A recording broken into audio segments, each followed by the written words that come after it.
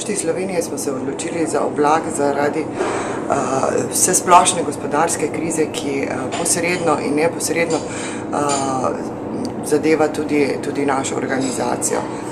Pri nas imamo okrog 1200 uporabnikov, ki uporabljajo Office in ugotavljamo, da bolj ali manj vsi potrebujejo to v enaki obliki.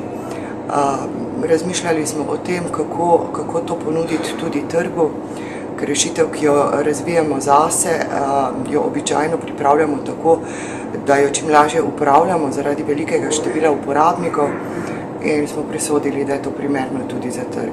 Vsekakor pa je v tem trenutku to v katero smer grejo informacijsko-komunikacijske tehnologije.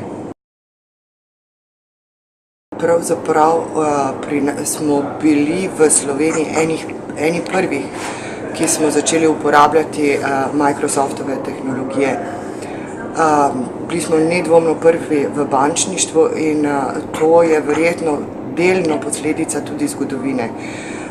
Gotovo pa tudi tega, da z Microsoftom dobro sodelujemo, da dobimo od njih ves potrebni support in to je to.